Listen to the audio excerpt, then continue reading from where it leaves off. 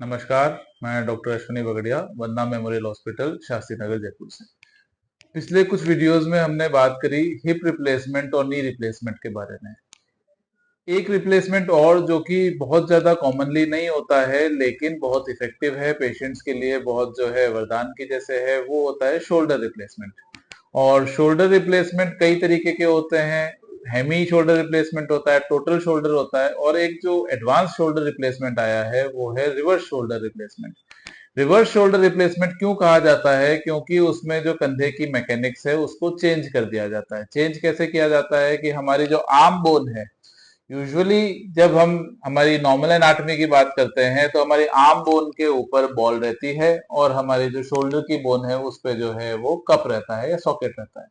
लेकिन reverse shoulder replacement में क्या किया जाता है कि हमारे जो शोल्डर की बोन है, जो स्कैपुला है, उस पर बॉल लगा दी जाती है और आर्म बोन के ऊपर जो है कप लगाया जाता है। अब सवाल ये आएगा कि साहब शोल्डर जो कि भगवान ने जिस तरीके से दिया उसके मैकेनिज्म को क्यों चेंज किया जा रहा है? मैकेनिज्म इसलिए चेंज करी जाती है कि मैकेनिज्म चेंज करने के बाद में जिन मरीजों का पहले कंधा उठ नहीं पा रहा था, हाथ नहीं उठ पा रहा था, अब वो हाथ को आसानी से उठा सकते हैं। तो बात करेंगे कि हम जो है रिवर्स शोल्डर कौन से पेशेंट्स में करते हैं।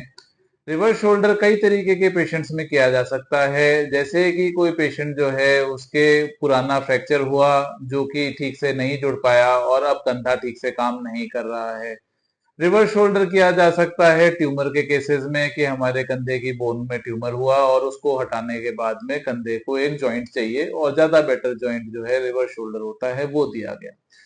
लेकिन जो सबसे ज्यादा कॉमनली जो रीजन रहता है रिवर्स शोल्डर का वो होता है rotator cuff arthropathy. Rotator cuff arthropathy क्या होती है कि जिसमें रोटेटर कफ नाम से हमारे मसल्स का ग्रुप टूट गया और उनके टूटने के कारण अब कंधा नहीं उठ पा रहा और कंधे में आर्थराइटिस होने लग गई है, कंधे का जोड़ खराब होने लग गया, या फिर कंधे के जो रोटेटर कफ है उसको रिपेयर नहीं किया जा सकता पुराना होने के कारण, उम्र ज्यादा होने के कारण, टीयर बड़ा होने के कारण, या फिर टीयर के रिट्रैक्ट होने के या टेंडन के रिट्रैक्ट होने के कारण उसका रिपेयर नहीं किया जा सकता। तो फिर बाद में उसमें रिवर्स शोल्डर आर्थ्रोप्लास्टी करी जाती है।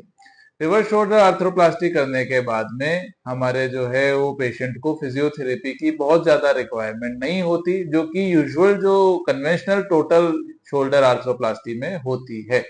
रोटेटर कफ टीयर जो कि हमने पहले भी एक बार बात करी हुई है, उसमें हमारे जो कंधे की मसल्स है जो कि हमारे हाथ को ऊपर उठाने में मदद करती है, उसमें जो है वो टूटने के कारण, उन जो टिश्यूज को टूटने के कारण या टेंडन को टूटने के कारण कंधा नहीं उठ पाता।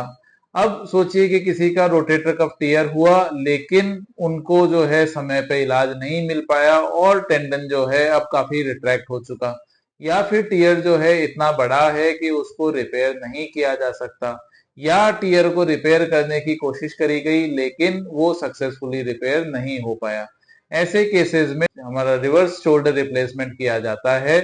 और रिवर्स शोल्डर रिप्लेसमेंट करने के बाद में जो मरीज रोटेटर कफ टूटने की वजह से पहले अपने हाथ को नहीं उठा पा रहा था वो भी बहुत आसानी से अपने हाथ को उठा सकता है।